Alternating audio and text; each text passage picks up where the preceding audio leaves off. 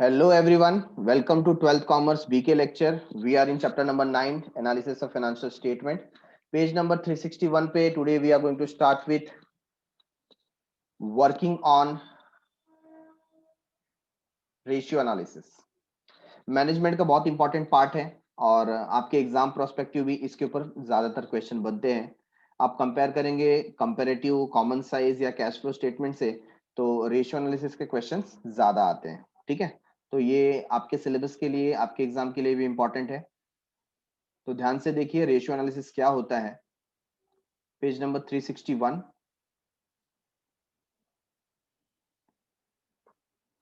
Generally management accounting या जो board of director को इंफॉर्मेशन चाहिए होता है कि हमारा जो फाइनेंशियल पोजीशन है वो प्रॉपर है या नहीं है. तो कई बार उसको एक स्टैंडर्ड रेशियो से मेजर किया जाता है, उसका एक स्टैंडर्ड सेट किया हुआ है. से फॉर एग्जांपल जितना आपका सेल्स होता है तो उसका कितना परसेंटेज प्रॉफिट आपको होना चाहिए, है ना. तो ग्रॉस प्रॉफिट की बात करते हैं तो उसी को हम बोलते हैं ग्रॉस प्रॉफिट रेशियो. क्या बोलते हैं? Gross profit ratio.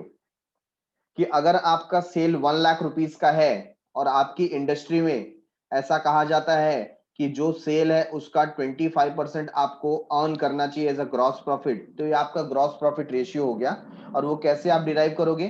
Gross profit upon net sales into 100. ठीक है. अगर आपका ग्रॉस प्रॉफिट रेशियो इससे कम आया दैट मींस आपको और एफर्ट लगाने की जरूरत है, कुछ एक्टिविटीज कुछ स्ट्रेटजीज को चेंज करने की जरूरत है. और इससे अगर ग्रॉस प्रॉफिट बेटर आया that means you are in better position. तो मैनेजमेंट एक अच्छा डिसीजन ले सकता है रेशियो एनालिसिस के बेसिस पे. तो ऐसे बहुत सारे रेशियोज होते हैं जिनको डिवाइड किया गया है बैलेंस शीट रेशियो में, फिर इनकम स्टेटमेंट रेशियो होता है और तीसरा होता है कंबाइंड रेशियो जिसमें बैलेंस शीट और इनकम स्टेटमेंट का कॉम्बिनेशन होता है. ठीक है.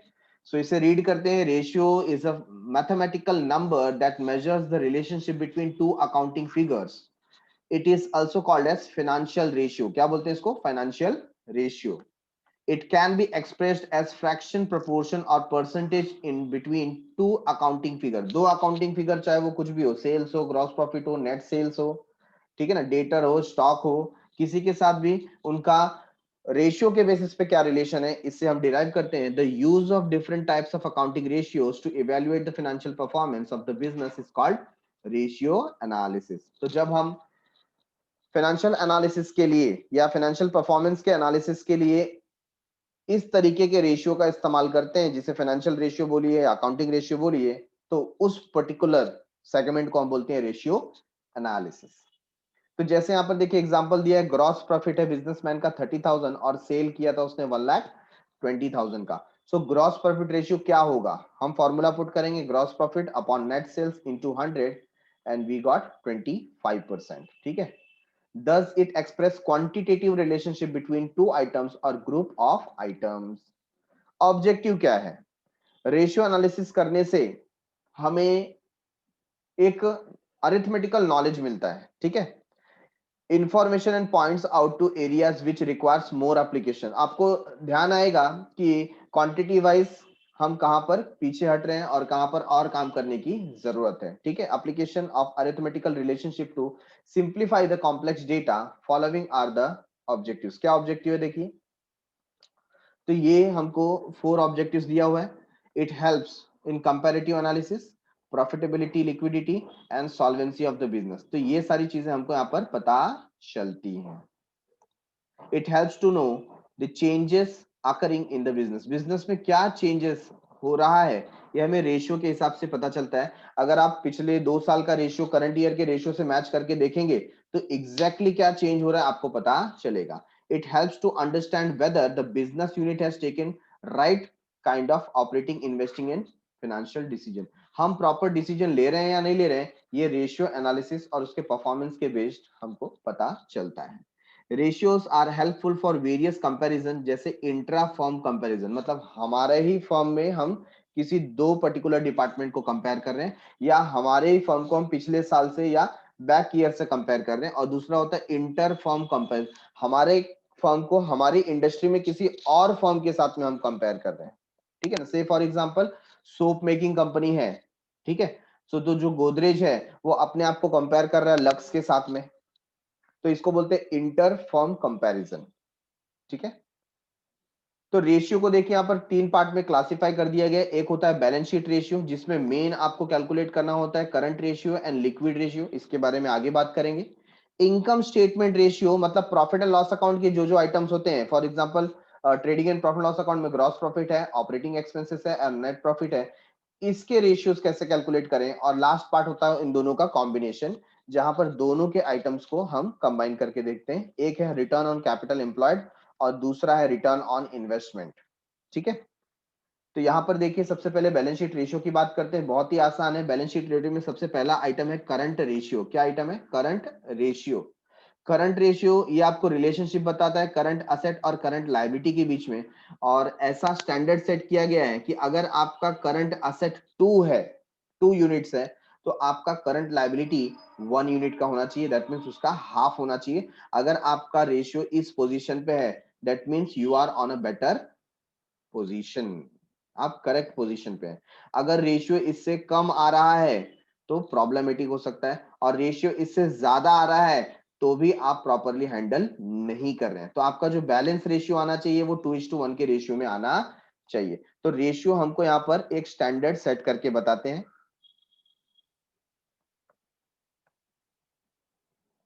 सो यहाँ पर अगर करंट एसेट 2 है तो करंट लायबिलिटी 1 होना चाहिए, ये हमें लास्ट में सर्च करना होता है, ठीक है। सो करंट रेशियो के लिए आपको करंट असेट का टोटल चाहिए और करंट लायबिलिटी का टोटल चाहिए। तो यहां पर इन्होंने देखिए बता दिया है कि करंट असेट में क्या क्या इंक्लूड होता है। Sundry debtor, loose tools, bills receivable, cash and bank, investment in marketable security, short term loans and advances, stock and inventory and prepaid expenses. Whereas current liability में क्या क्या आता है? Sundry creditor, bills payable, bank overdraft, income received in advance, short term loan, provision for taxation, outstanding expenses and unclaimed dividend, ठीक है। तो ये सारे आइटम किसके अंदर आ जाते हैं?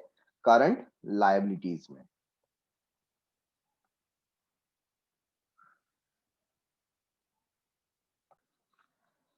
तो जब हमें पता चल गया कि कैसे सॉल्व करना है, तो यहाँ पर सबसे पहला इलस्ट्रेशन नंबर हम लोग 1 ले लें।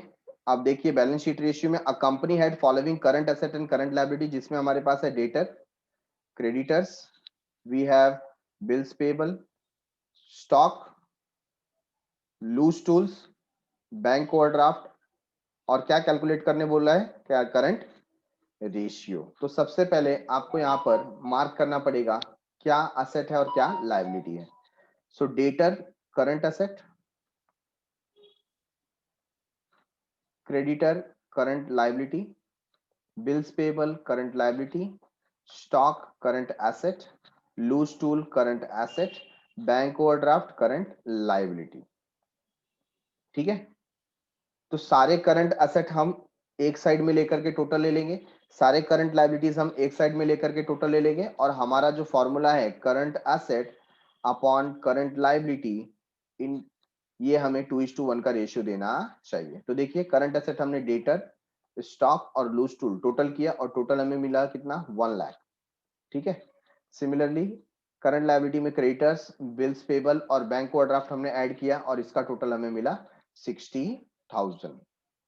सो हम यहाँ पर फॉर्मूला पुट करें current asset upon current liabilities, that is 1 lakh divide by 60,000, और हमें ये रेशियो मिलता है 5/3 का, ठीक है ना, दैट इज 5:3। स्टैंडर्ड रेशियो क्या है? 2:1 का, बराबर है। तो हम हमेशा क्या करते हैं? करंट रेशियो आने के बाद उसे कंपेयर करते हैं कि क्या ये एज पर स्टैंडर्ड है। सो देखिए यहां पर क्या लिखा है, अ company had following current asset, और ये तो नेक्स्ट क्वेश्चन आ जाता है, एक्टिविटी बेस्ड आपको दिया हुआ है, तो इस तरीके से आप आंसर सर्च करेंगे तो यहाँ पर आपको 2:1 का रेशियो आएगा, ठीक है। अगेन इसमें आपको क्या करना है? करंट असेट में debtors, then stock, loose tools, ये ऐड करना है, ठीक है, ये सेपरेटली ऐड हो जाएगा, और creditors, bills payable, and bank overdraft, इसको सेपरेटली ऐड करके जिस तरीके से ऊपर आपको कैलकुलेट करना था उसी तरीके से आप कैलकुलेट करके आंसर डिराइव कर सकते हैं। नेक्स्ट जो है वो है लिक्विड रेशियो। लिक्विड रेशियो कैसे कैलकुलेट करते हैं और होता क्या है liquid ratio? So generally current asset को दो पार्ट में डिवाइड किया गया है, वो होता है quick asset plus non quick asset. तो जब हम लिक्विड रेशियो की बात करते हैं तो हम स्पेसिफिकली क्विक एसेट की बात कर रहे हैं, और करंट लायबिलिटी भी यहाँ पर quick liability plus non quick liability से बना होता है। इसमें जब हम स्पेसिफिकली इन दोनों के रिलेशन के बारे में बात कर रहे हैं तो हम बात करते हैं लिक्विड एसेट के बारे में। दैट मीन्स हमको नॉन क्विक एसेट और नॉन क्विक लायबिलिटी को इसमें कंसीडर नहीं करना है, इसमें कंसीडर नहीं करना है, ठीक है। तो नॉन क्विक एसेट में कौन से ऐसे आइटम आ जाते हैं? तो नॉन क्विक एसेट में एक तो आ जाता है स्टॉक और दूसरा आ जाता है प्रीपेड एक्सपेंसेस। ये नॉन क्विक एसेट वाले आइटम है, ठीक है। तो उनको हमको कंसीडर नहीं करना है, मतलब वो फिगर हमें माइनस कर देना है। और नॉन क्विक लायबिलिटी में क्या आता है? Bank overdraft, bank overdraft. इसको छोड़ के बाकी सब क्या है? क्विक लायबिलिटी, ठीक है। तो यहां पर आप देखिए हमारा फॉर्मूला क्या बन गया? हमारा फॉर्मूला बन गया quick asset upon quick liability. इन्होंने करंट लायबिलिटी लिखा हुआ है बट यहां पर होना चाहिए एक्चुअली क्विक लायबिलिटी, ठीक है। Quick asset upon quick liability.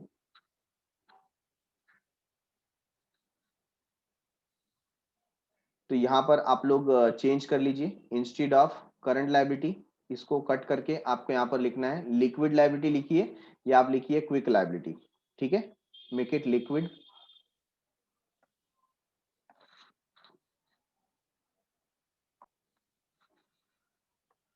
सो देखिए इससे रिलेटेड एक सम हम लोग सॉल्व करते हैं।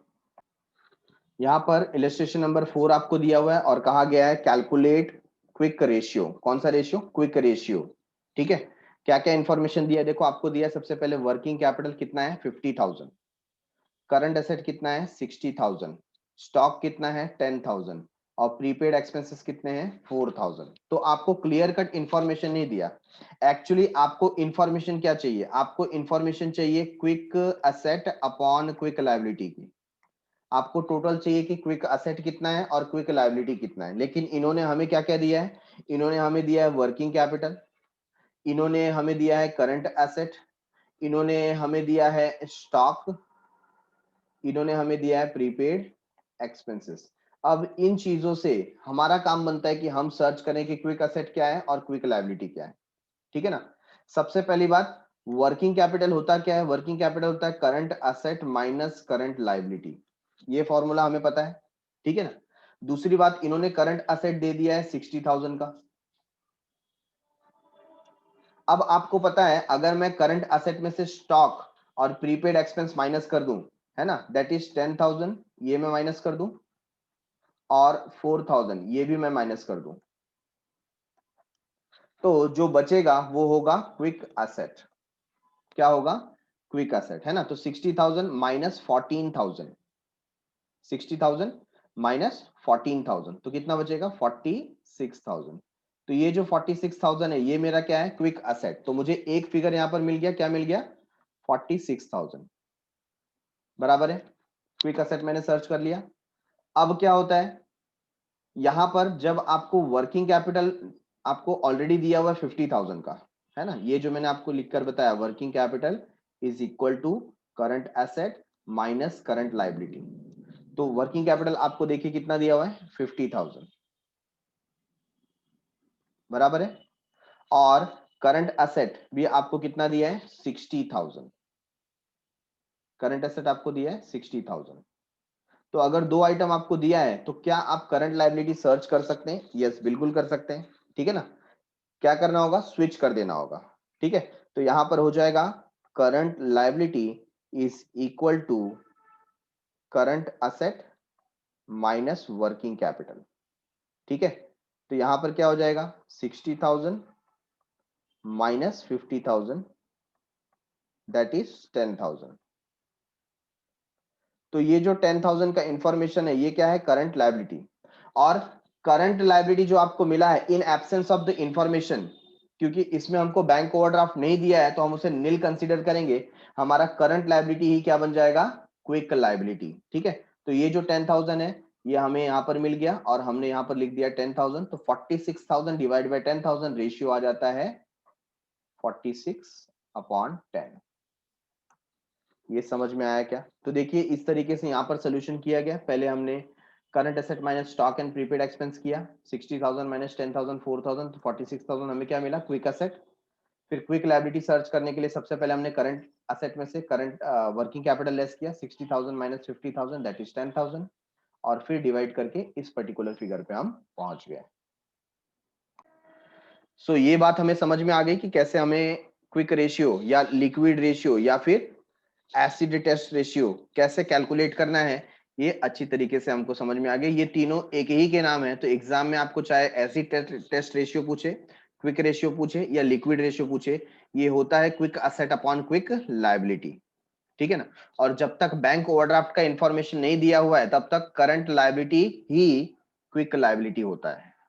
ठीक है, इसके बाद स्टार्ट होता है income statement ratio. Income statement ratio में सबसे पहला आइटम आ जाता है ग्रॉस प्रॉफिट। क्या आता है, ग्रॉस प्रॉफिट रेशियो। और बहुत ही सिंपल है, आप क्या करेंगे, gross profit upon net sales into 100, ऐसा ही आपको कैलकुलेट करना है। भाई ग्रॉस प्रॉफिट आप कैसे कैलकुलेट करोगे, जैसे इनकम स्टेटमेंट में हम कैलकुलेट करते थे, नेट सेल्स में से आपको cost of goods sold minus करना है। Sir cost of goods sold क्या होता है, कॉस्ट ऑफ गुड्स सोल्ड होता है opening stock plus purchases plus direct expense minus closing stock. ऐसा करने पे आपको मिलता है कॉस्ट ऑफ गुड्स सोल्ड। ठीक है, तो आप नेट सेल्स में से cost of goods sold minus करते हो, आपको मिल जाता है प्रॉफिट। क्या मिल जाता है, ग्रॉस प्रॉफिट। अच्छा फिर क्या करते हो, gross profit divide by net sales into 100 कर देते हो और आपको ग्रॉस प्रॉफिट रेशियो मिल जाता है। ठीक है, तो कितना सिंपल है। और इसी तरीके से हम क्या निकालेंगे, ऑपरेटिंग एक्सपेंसेस रेशियो। क्या निकालेंगे, ऑपरेटिंग एक्सपेंसेस रेशियो। तो यहां पर देखिए ऑपरेटिंग प्रॉफिट कैसे मिलेगा आपको, ऑपरेटिंग प्रॉफिट कैसे मिलेगा, ग्रॉस प्रॉफिट में से आप ऑपरेटिंग एक्सपेंसेस माइनस कर दीजिए तो आपको मिलेगा ऑपरेटिंग प्रॉफिट। तो आप इसका भी रेशियो निकाल सकते हैं। हर एक चीज को आपको नेट सेल से डिवाइड करना है। किससे डिवाइड करना है, नेट सेल से। आपको अगर बोला नॉन ऑपरेटिंग एक्सपेंस उस पर वर्कआउट करना है तो आप क्या करेंगे, यहाँ पर आप नॉन ऑपरेटिंग एक्सपेंस भी माइनस कर देंगे और आपको मिलेगा नेट प्रॉफिट। ठीक है ना? तो जब आपको कहा गया नेट प्रॉफिट रेशियो कैलकुलेट कीजिए, तो या तो आप निकालेंगे net profit divide by sales into 100, या आप यहाँ पे निकालेंगे एनपीबीटी। एनपीबीटी क्या होता है, नेट प्रॉफिट बिफोर टैक्स। ठीक है, net profit before tax into, sorry net profit before tax divide by net sales into 100। और अगर आफ्टर टैक्स निकालने को बोला गया तो आप क्लियरली वहां पर लिखेंगे net profit after tax divide by net sales into 100। तो इनकम रेशियो में डिनोमिनेटर में हमेशा नेट सेल्स आएगा। इनकम रेशियो जब भी आप कैलकुलेट करेंगे डिनोमिनेटर में हमेशा क्या आएगा, नेट सेल्स। ठीक है, उसी तरीके से अगर आपको बोला गया ऑपरेटिंग प्रॉफिट कैलकुलेट करने का, ऑपरेटिंग प्रॉफिट रेशियो कैलकुलेट करने का, तो operating profit divide by net sales into 100 आप कर देंगे।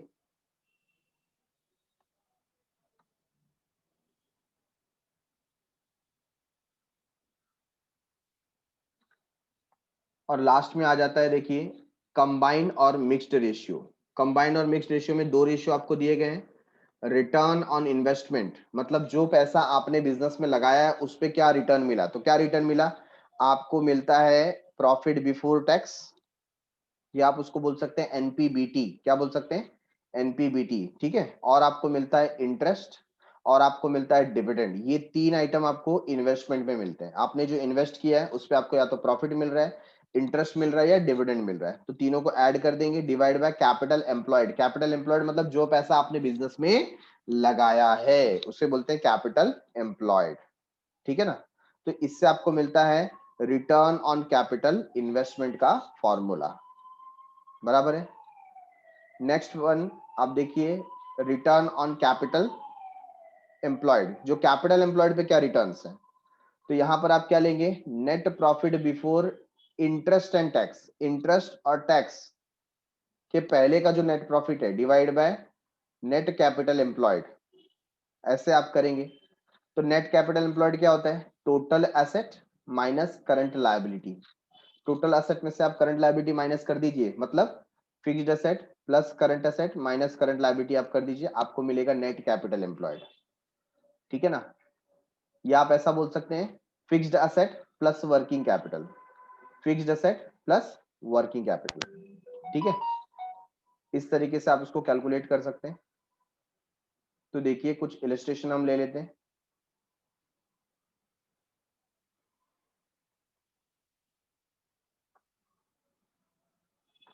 इनकम रेशियो देखिए, बहुत ही सिंपल तरीके से आपको यहाँ पर पूछा गया है कैलकुलेट ग्रॉस प्रॉफिट रेशियो। तो आपको क्या क्या आइटम दिया है? आपको दिया है सेल्स 5,40,000, आपको दिया है नेट परचेसेस, कितना दिया है? Net purchase 3 lakh. Sales return क्या करेंगे? सेल्स में से माइनस करेंगे, है ना? तो सेल्स रिटर्न आपको सेल्स में से माइनस करना है। अच्छा, क्लोजिंग स्टॉक दिया है 50,000 और ओपनिंग स्टॉक दिया है 90,000। अब जब हम बात करते हैं ग्रॉस प्रॉफिट रेशियो की, तो सबसे पहले आपका जो ग्रॉस प्रॉफिट है वो आप कैसे डिराइव करेंगे? ग्रॉस प्रॉफिट का फॉर्मूला है net sales minus cost of goods sold. तो सबसे पहले आपको सर्च करना पड़ेगा कॉस्ट ऑफ गुड्स सोल्ड क्या है। कॉस्ट ऑफ गुड्स सोल्ड है debit item of trading account, है ना? Total of debit item of trading account वो क्या है? Opening plus purchases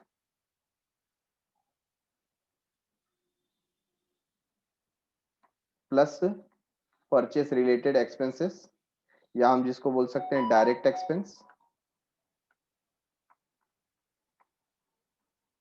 minus closing. ठीक है ना? तो opening stock plus purchases plus direct expense minus closing, इस तरीके से हमको मिलता है कॉस्ट ऑफ गुड्स सोल्ड। तो इसमें देखो ओपनिंग में कितना दिया हुआ है? ओपनिंग में है 90,000, तो आपने पहले लिखना है 90,000 प्लस परचेस कितना दिया हुआ है? देखिए नेट परचेस है 3 लाख रुपीज, तो 3 लाख रुपीज लिख दिया। और डायरेक्ट एक्सपेंसेस कुछ नहीं दिया है, क्लोजिंग स्टॉक आपको दिया है 50,000, तो माइनस 50,000। ठीक है, तो देखिए इस तरीके से यहाँ पर भी सॉल्व किया हुआ है और आंसर मिला 3,40,000। ये 3,40,000 क्या है? Cost of goods sold. और नेट सेल्स कैसे निकालेंगे? सेल्स माइनस सेल्स रिटर्न, तो 5 लाख रुपीज का नेट सेल्स आ गया। ठीक है ना? तो वेरी सिंपल हो गया। अभी अब आप क्या करेंगे? कॉस्ट ऑफ गुड्स सोल्ड आ गया आपके पास, नेट सेल्स आ गया, तो आप क्या करने वाले हैं? 5 लाख माइनस 3,40,000। तो ये करने पर आपको मिलेगा ग्रॉस प्रॉफिट। क्या मिलेगा? Gross profit. तो ग्रॉस प्रॉफिट है 1,60,000 का। अब आप क्या करेंगे? अब डिवाइड कर दीजिए नेट सेल से। सो 1,60,000 डिवाइड बाय 5 लाख इंटू 100, तो कितना मिल गया? 32%। कितना मिल गया? 32%। वेरी इजी, कितना आसान है, राइट? देखिए नेक्स्ट वन फिर से दिया हमें, ग्रॉस प्रॉफिट रेशियो कैलकुलेट करना है। Compute gross profit ratio from the following information. Sales दिया हुआ है 5 लाख का, ठीक है ना? Gross profit ratio 25% on cost. Gross profit ratio 25% on cost, इसका मतलब क्या होता है कि जो ग्रॉस प्रॉफिट है कॉस्ट पे 25% है, बट हमें कॉस्ट तो पता ही नहीं है, हमें कॉस्ट पता ही नहीं है। ठीक है ना? तो आप देखिए ये मैं एक फॉर्मूला आपको बता रहा हूं, profit on cost and profit on sales, इसके बीच में क्या रिलेशन है? तो इसको देखने के लिए हम एक फॉर्मेट ले लेते हैं, cost plus profit is equal to selling price that is sales, right है ये? अगर मैं कॉस्ट को यहां पर 100 कंसीडर करूं और प्रॉफिट को यहां पर 20 कंसीडर करूं, तो मेरा सेलिंग प्राइस क्या हो जाएगा? 120। तो अगर मैं बोलता हूं प्रॉफिट ऑन कॉस्ट, तो मैं इससे इसका रिलेशन देख रहा हूं, प्रॉफिट ऑन कॉस्ट। तो आप यहां पर कैलकुलेट करेंगे profit on cost 20 upon 100 into 100 that is 20%, है ना? या तो आप 20% बोलिए या तो आप 1/5 बोलिए। क्या बोलिए? 1/5, दोनों सेम है। हाँ या ना, है ना, 21 जा 20, 25 जा 100, तो 1/5 आता है कि नहीं आता है? ठीक है। अच्छा, जब हम दूसरा रिलेशन देख रहे हैं, क्या रिलेशन देख रहे हैं हम यहाँ पर प्रॉफिट ऑन सेल्स देख रहे हैं। क्या देख रहे हैं? Profit on sales. सो ये होता है 20/120 इंटू 100,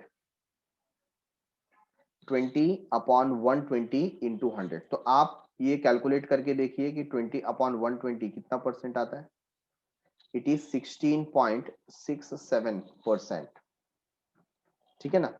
और शॉर्ट में मैं इसे बोल सकता हूं 1/6। क्या बोल सकता हूं? 1/6। तो आप ध्यान दीजिए कि अगर कोई चीज प्रॉफिट पे 1/4 होगा तो सेल्स पे वो 1/5 होगा। अगर यहां पर 1/5 होगा तो यहां पर 1/6 होगा। ठीक है ना, ये फॉर्मूला है। उसी तरीके से अगर ये 1/6 है तो ये कितना होगा? 1/7। If it is 1/3 then it will be 1/4। if it is half then it will be 1, that is 1 divided by 1। ये बात समझ में आई क्या? सॉरी, 1/3 होगा, 1/3। अगर ये हाफ है तो ये 1/3 लेना पड़ेगा। तो ये फॉर्मूला है।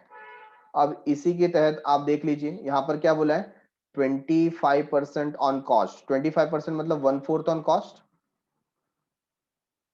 अगर कॉस्ट पे 1/4 है दैट इज, मैं लिख सकता हूं 1/5 ऑन सेल्स। 1/5 on sales. तो आप 1/5 निकालिए, सेल्स कितना है? 5 लाख। 5 लाख का 1/5 निकालिए, आपको 1 लाख मिल जाएगा, है ना। 5 lakh into 1/5 that is 1 lakh. और आप यहां पर आंसर देखिए, ये भी कितना है? 1 लाख दिया हुआ है। सर आप ये क्या 1/4, 1/5, 1/5, 1/6 कर रहे हैं? कुछ समझ में नहीं आया, क्या करें? अच्छा, जिसको समझ में नहीं आया वो ये फॉर्मूला यूज करें। बेसिक आप ले लीजिए, cost. Cost is how much? 100।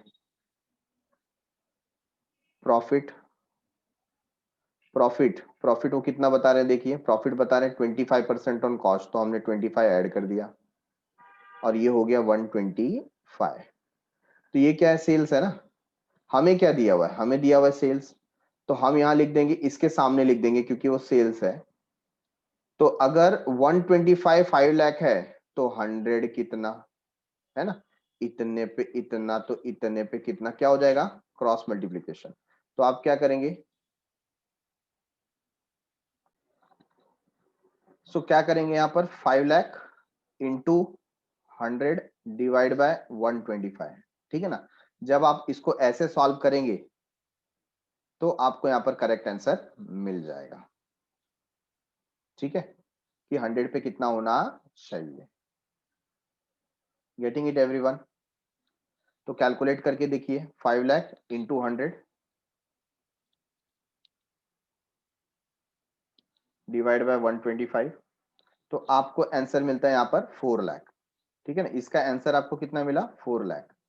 तो ये जो 4 लाख आप यहाँ पर लिखोगे तो 4 लाख का 25% कितना होगा? 1 लाख। ऑटोमेटिकली आपको यहाँ पर आंसर मिल गया कि प्रॉफिट कितना है?